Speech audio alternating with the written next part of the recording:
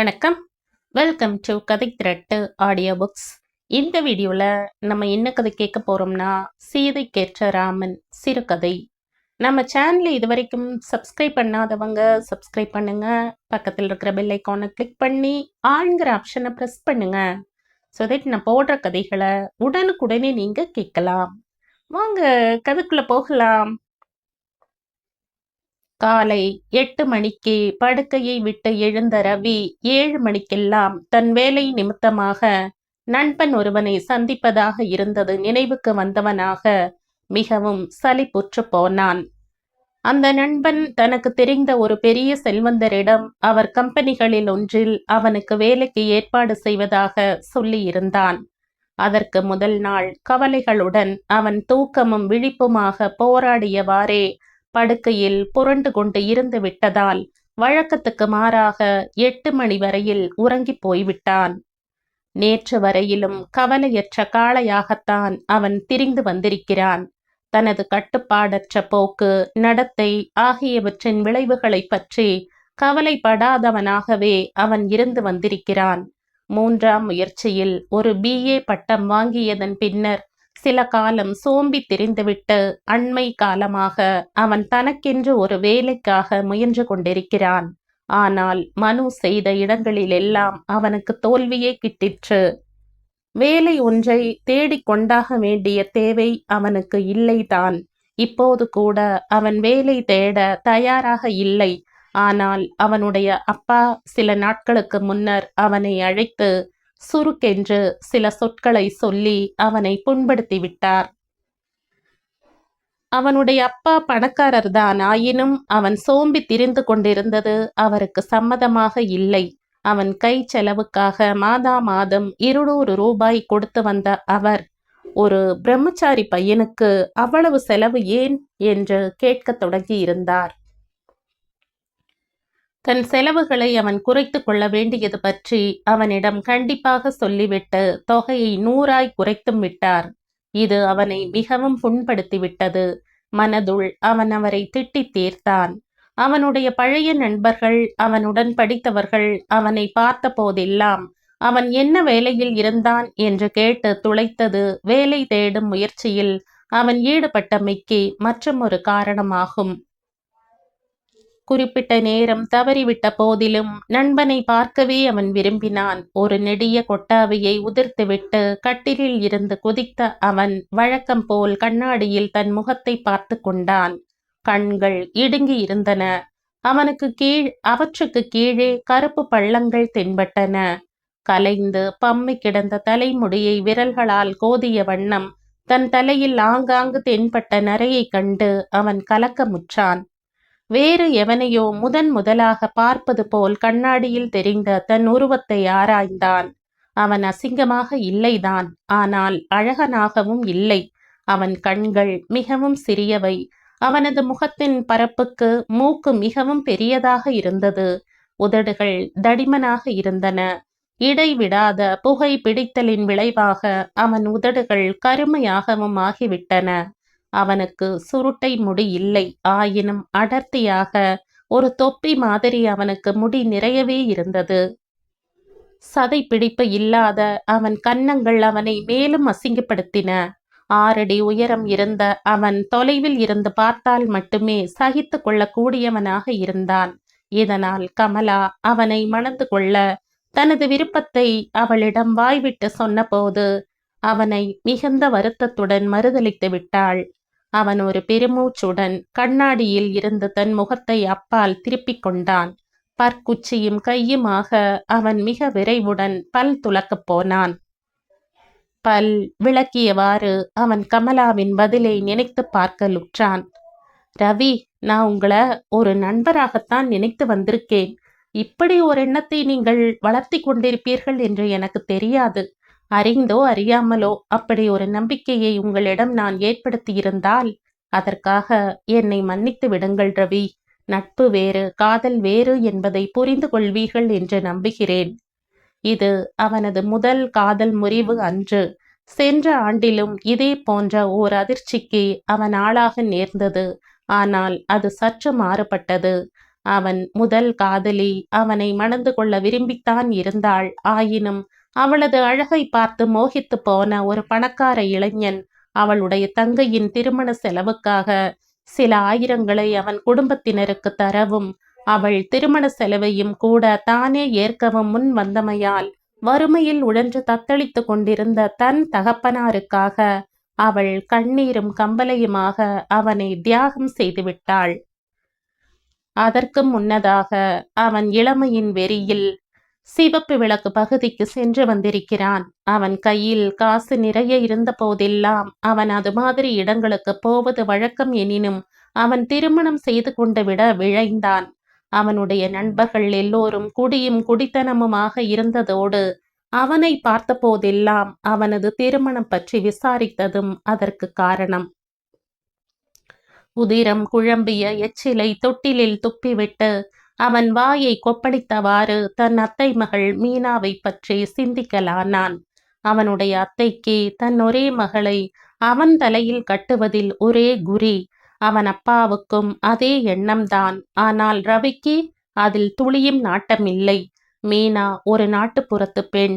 கவர்ச்சி ஊட்டும் ஆடை அணிகலன்கள் பற்றி அவள் ஏதும் அறியாள். சோப்பு இட்டு முகம் கழுவி கொஞ்சமாக பவுடர் பூசி பொட்டு இட்டு கொள்ளும் எளிய அலங்காரத்தை மட்டுமே அறிந்தவள். இஸ்திரி செய்யப்படாத துணிகளையே அவள் எப்போதும் அணிந்தாள். வெளியே செல்லும்போது கூட 2 ஆண்டுகளுக்கு முன்னால் அவன் தந்தை அத்தையின் கிராமத்துக்கு அவனை அனுப்பி வைத்த போதுதான் பருவ மங்கையாக வளர்ந்திருந்த மீனாவை அவன் பார்த்தான். வளர்ச்சி அடைந்திருந்த மீனாவிடம் விளைந்திருந்த மாறுதல்கள் குறிப்பிடத்தக்கவையாக இருப்பினும் அவளை மணந்து கொள்வது பற்றி அவனால் நினைத்தும் பார்க்க முடியவில்லை. அவள் அதிகம் படிக்கவில்லை. 3ஆம் படிவத்தோடு நிறுத்திவிட்டிருந்தாள். அவளிடம் அவன் கண்ட இன்னொரு குறை அவள் மிகவும் வெட்கப்படுபவளாக இருந்தாள் என்பது. அவளது அண்மையை அவன் அறவே வெறுத்தான். அவனுக்கு காஃபி எடுத்து கொண்டு போய் கொடுக்குமாறு அவள் அத்தை மிகவும் தொணதொணத்ததன் பிறகே அவள் நாணி கோணிக்கொண்டு அவன் அறைக்கு வருவாள். இதெல்லாம் அவனுக்கு வேடிக்கையான நாடகம் போல் இருந்தது. அவன் திரும்பி வந்ததன் பிறகு மீனாவை மணப்பது பற்றி அவன் தந்தை அவனை கேட்டபோது அதில் தனக்கு துளியும் ஒப்புதல் இல்லை என்பதை அவன் திட்டவட்டமாய் தெரிவித்து விட்டான். வெகுண்ட அவர் அதற்கான காரணம் கேட்டபோது தனக்கு பிடிக்கவில்லை என்னும் 2 சொற்களில் அவன் தன் பேச்சை முடித்து கொண்டான். அவள் தனக்கு ஏற்றவள் அல்லள் என்பதையும் தெரிவித்தான். மேலும் சினமுற்ற அவன் தந்தை அவன் ஒன்றும் பேரழகன் அல்லன் என்பதை இளக்காரமாக அவனுக்கு நினைவுபடுத்திய போது மீனா ஒரு கட்டுப்பெட்டி என்றும் தனக்கு பிடிக்கவில்லை என்றும் அவன் எரிச்சலுடன் வெடித்தான். அப்போதைக்கு அவர்களது உரையாடல் முடிவு பெற்றது. அதற்கு அடுத்த வருடம் அவனை வசியம் பண்ணும் நோக்கத்துடன் அவன் அத்தை மீனாவை அழைத்து கொண்டு சென்னைக்கு வந்துவிட்டாள். மீனாவை சினிமாவுக்கு கூட்டிக் கொண்டு போகுமாறு அவன் தந்தை அவனை கட்டாயப்படுத்தினார். அவன் பதில் சொல்ல வாய் திறக்கும் முன்னரே மீனா நாணி கோணி நடந்து வந்து தான் ஒன்றும் அவனுடன் சினிமாவுக்கெல்லாம் போக முடியாது என்று அறிவித்துவிட்டு சமையல் அறைக்குள் ஓடி மறைந்தாள். அவள் முகத்தில் அப்போது படர்ந்த சிவப்பு அவனுக்கு எரிச்சலைத்தான் தந்தது. இருப்பினும் அவளை உடன் அழைத்து செல்லும் அருவருப்பினின்று தான் காப்பாற்றப்பட்டதில் அவனுக்கு மிகவும் மகிழ்ச்சிதான். அதே நாளில் மாலையில் ஸ்கூட்டரில் தன் தோழி மல்லிகாவை ஏற்றிக்கொண்டு அவன் சினிமாவுக்கு போகும் வழியில் தன் அத்தையையும் மீனாவையும் பூ கூடையுடன் அவர்கள் கோயிலுக்கு சென்று கொண்டிருந்த போது சந்தித்து சற்று அசடு தட்டி திகைத்து போனாலும் மீனா அந்த நிலையில் தன்னை பார்த்ததும் நல்லதுதான் என்று அவனுக்கு பட்டது. அப்போது மீனாவின் கண்களில் தெரிந்த வருத்தம் அவனுள் சிரிப்பைத்தான் விளைவித்தது. அவன் அத்தையின் முகமோ பேய் அறைந்தாற்போல் ஆயிற்று. அதுவும் அவனுள் ஒரு நிம்மதியை தோற்றுவித்தது. மீனா தன்னை சிறிதும் கவராத உண்மை அவர்களுக்கு தெரியட்டுமே என்கிற இருமாப்பே அவனுள் எழுந்தது. வீட்டுக்கு வந்ததும் மீனாவின் கண்கள் சிவந்தும் இடுங்கியும் காணப்பட்டதை கவனித்து அவன் தனக்குள் சிரித்து கொண்டான். முட்டாள் பெண் என்று தனக்குள் முனகிக் கொள்ளவும் செய்தான். ஸ்கூட்டரில் அவனுடன் காணப்பட்ட பெண்ணை அவன் மணந்து கொள்ள இருந்தானா என்பது பற்றி அவன் அத்தை அவனை பார்த்ததுமே பளிச்சென்று கேட்டுவிட்டாள். அவன் அட்டகாசமாய் சிரித்துவிட்டு, அப்படியெல்லாம் ஒன்றுமில்லை என்றும் அவள் தனக்கு ஒரு தோழி மட்டுமே என்றும் பதில் கூறினான். மறுநாள் அத்தையும் மீனாவும் கிளம்பி சென்றார்கள். ஆனால் ஊரிலிருந்து அவன் அத்தை அவன் அப்பாவுக்கு கடிதம் எழுதியிருந்தாள். மீனாவை ரவி மணந்து கொள்வானா மாட்டானா என்பது பற்றி திட்டவட்டமான பதிலை அவரிடமிருந்து எதிர்பார்ப்பதாக அவள் அதில் தெரிவித்திருந்தாள். ரவி அப்போதைக்கு திருமணத்தில் நாட்டங்கொண்டிருக்கவில்லை என்றும், எனினும் மீனாவை மணக்க காலப்போக்கில் அவன் சம்மதித்தே தீர வேண்டும் என்றும் அவர் நம்பிக்கையூட்டும் வகையில் தம் தங்கைக்கு பதில் எழுதி போட்டார். மீனாவின் ஞாபகங்கள் தனக்குள் விளைவித்த குமட்டலை அவன் தொட்டியில் காரி துப்பியதன் வாயிலாக தணித்து கொண்டதன் பிறகு வாயை துடைத்து கொண்டு அடுக்கலைக்கு போனான். மளமளவென்று சிற்றுண்டியை முடித்து கொண்டு அவன் தன் நண்பனை பார்க்க புறப்பட்டான். ஆனால் அந்நண்பனுக்கு தெரிந்த பெரிய புள்ளி தற்போது வேலை காலி இல்லை என்று கையை விரித்து விட்டதால் அவன் கனத்த இதயத்துடனும் சோர்வுடனும் வீடு திரும்பினான். வருங்காலத்தில் அவனுக்கு ஒரு வேலை போட்டு கொடுப்பது பற்றியும் தாம் எவ்வித வாக்குறுதியும் தர இயலாது என்று அவர் கையை விரித்து விட்டதே அவனை பெரிதும் வருத்தமுற செய்துவிட்டது. படுக்கையில் சலிப்புடன் விழுந்த அவன் அந்த வாரத்து கல்கி வார இதழை புரட்டலானான். அவன் இலக்கியத்தில் ஈடுபாடு கொண்டவன் அல்லன். அவன் பத்திரிகைகளில் கதை கட்டுரை படிப்பது கிடையாது. துணுக்குகளை மட்டும் படித்துவிட்டு அவன் அவற்றை தூக்கி போட்டு விடுவது வழக்கம். அது கூட அவன் கையில் தற்செயலாய் சிக்குகிற பத்திரிகைகளில் இருந்துதான். ஆனால் கவிஞர் கண்ணதாசன் கல்கியில் கடைசி பக்கம் எழுதத் தொடங்கியதில் இருந்து அவன் கல்கியை தேடி பிடித்து படிக்கத் தொடங்கியிருந்தான். கண்ணதாசன் எழுத்துக்களில் அவனுக்கு ஒரு மயக்கம் உண்டு. அவர் எழுதுவது நேராக இதயத்துள் புகுவதாக அவனுக்கு பல தடவைகள் தோன்றியதுண்டு. அந்த வாரத்தில் கண்ணதாசன் காதல் பற்றி எழுதியிருந்தார். அவன் ஆவலுடன் கல்கியின் கடைசி பக்கத்தை படிக்கலானான். படிக்க படிக்க அவன் அதில் தன்னை மறந்து ஆழ்ந்தும் போனான். சொற்கள் எந்த அளவுக்கு சக்தி படைத்தவை என்கிற உண்மையை அன்று எதனாலோ அவன் மிகவும் அதிகமாக உணர்ந்தான். கண்ணதாசன் அதில் சொல்லியிருந்தார், எங்கேயோ எவளோ ஒருத்தியை சந்திக்கின்ற இளைஞன் அவளை பற்றி எந்த விவரத்தையும் கேளாமல் அவளை காதலிக்க தொடங்குகிறான். அந்த காதலின் மூலம் மலை உச்சிக்கு போனாலும் போகிறான், படு பாதாளத்தில் விழுந்தாலும் விழுகிறான். பழங்கால பண்பாடுகள் சம்பிரதாயங்களில் காதல் ஒரு தெய்வீக அம்சமாக இருந்தது. திருமணம் ஒரு புனிதமான சடங்காக கருதப்பட்டது. காதல் என்பது கல்யாணம் முடியும் வரை. கல்யாணத்துக்கு பிறகு அது வெறும் காதல் இல்லை, புனித வழிபாடு. பெண்ணிடம் தாய்மை நிரம்பி கிடந்தது. இன்றோ உடல் இச்சையே காதல் என்றாகிவிட்டது. மேலை நாட்டு நாகரிகத்தில் திருமணம் என்பது ஒரு குத்தகைதான். அதற்கொரு புனித தன்மை உருவாக்கப்படவில்லை. 30 ஆண்டு காலத்துக்கு முன்பு வரை மற்றவர்கள் முன்னிலையில் கணவனும் மனைவியும் பேசிக்கொண்டது கூட இல்லை. கை கோத்து கொண்டு கடற்கரைக்கு போகும் காதல் நாகரீகம் வெகு விரைவில் காதலை கசப்பாக்கி விடுகிறது.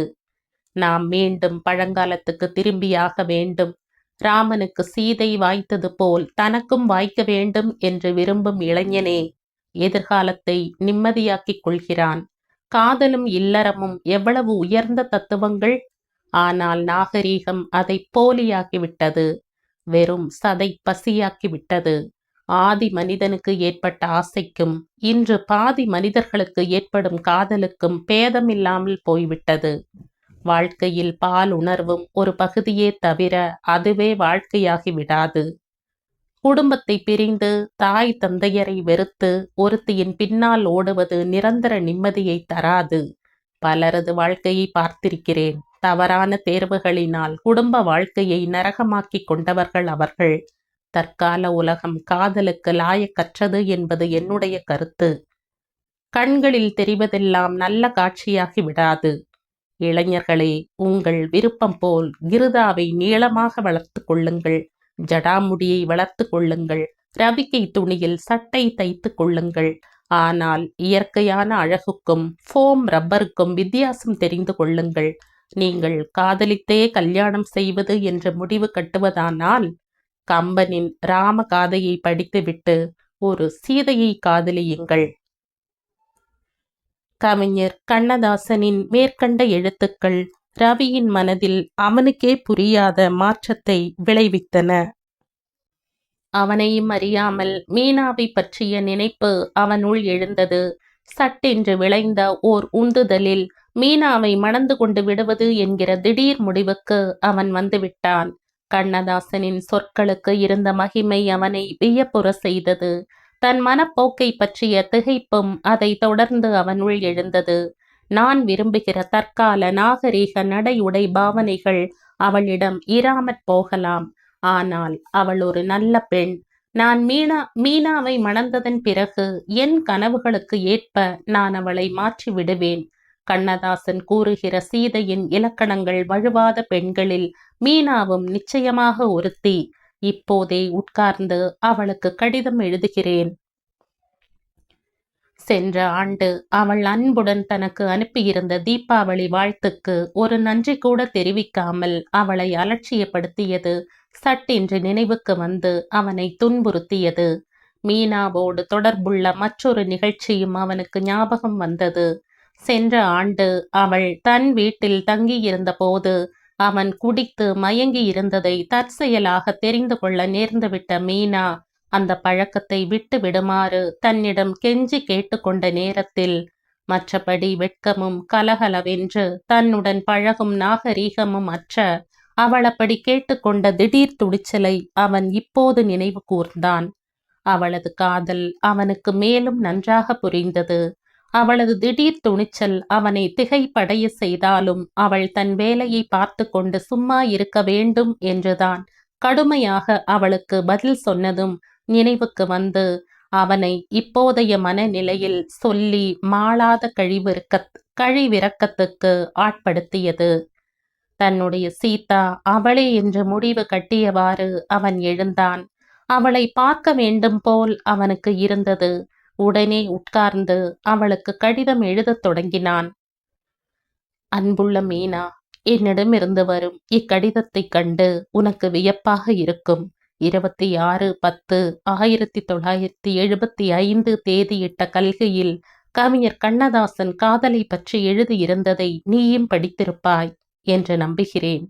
அவர் எழுதியிருந்த அந்த கட்டுரையின் சில பகுதிகள் என்னிடம் வியக்கத்தக்க மாறுதல்களை தோற்றுவித்து விட்டன. என்னுடைய சீதை நீயேதான் என்கிற முடிவுக்கு அதை படித்ததுமே நான் வந்துவிட்டேன். உன்னை என் மனைவியாக ஏற்றுக்கொள்ள நான் மிகவும் விரும்புகிறேன். உன்னிடமிருந்து பதில் வந்ததும் நான் அப்பாவிடம் பேசி நம் திருமணத்துக்கு ஏற்பாடு செய்வேன். இப்படிக்கே உன் அன்புள்ள ரவி. மீனாவிடமிருந்து மறு தபாலில் பதில் வந்துவிட்டது. மிகுந்த பரபரப்புடன் அவன் அதை பிரித்தான். அன்புள்ள ரவி அவர்களுக்கு, கடைசியில் சீதை மாதிரி ஒரு பெண்ணை தேர்ந்தெடுக்க நீங்கள் முடிவு செய்துள்ளது பற்றி மிக்க மகிழ்ச்சி. என்னை ஒரு சீதை என்று நீங்கள் சொல்லியிருப்பது எனக்கு மிகவும் பெருமை அளிக்கும் ஒன்றாகும். ஒரு பெண் ஓர் ஆணிடமிருந்து பெறக்கூடிய மிகப்பெரிய மரியாதை அது என்று எனக்கு தோன்றுகிறது. ஆனால் மன்னித்து கொள்ளுங்கள் ரவி, நான் ஒரு ராமனை தேடிக்கொண்டிருக்கிறேன். நானும் கவிஞரின் அந்த கட்டுரையை படித்து மகிழ்ந்தேன். மேல்நாட்டு நாகரீகம் பெண்களிடையே பரவி வரும் இந்நாளிலும் கூட அவர்களில் பெரும்பாலோர் தங்கள் அடிப்படை தன்மைகளை இழக்காமலே மேலெழுந்த வாரியான நாகரீகத்துக்கு மட்டுமே அடிமைகளாகி, அதாவது சீதைகளாகவே இருக்கிறார்கள். கல்வி அறிவற்ற ஆயிரக்கணக்கான பெண்களில் பெரும்பாலோரோ கிட்டத்தட்ட அந்த காலத்து சீதைகளாகவே இருக்கிறார்கள். இதனால் ஆண்களுக்கு மிக எளிதில் சீதைகள் கிடைப்பார்கள். ஆனால் பெண்களுக்கு ராமர்கள் கிடைப்பார்களா? கவிஞரை இது பற்றி கேட்டு காரசாரமாய் கடிதம் எழுத எண்ணியிருந்த நேரத்தில் உங்கள் கடிதம் கிடைத்தது. உங்கள் காதலுக்கு நன்றி. என்னை மன்னிக்குமாறு மற்றொரு முறை கேட்டுக்கொள்கிறேன். இங்ஙனம் அன்புள்ள மீனா. 1975ஆம் ஆண்டு வெளிவந்த சிறுகதை இது. இந்த கதை உங்களுக்கு பிடிச்சிருந்தா லைக் பண்ணுங்க, ஷேர் பண்ணுங்க, சப்ஸ்கிரைப் பண்ணுங்க. மற்றும் ஒரு இன்ட்ரெஸ்டிங்கான கதையோட அடுத்த வீடியோல சந்திப்போம். பை. தேங்க்யூ.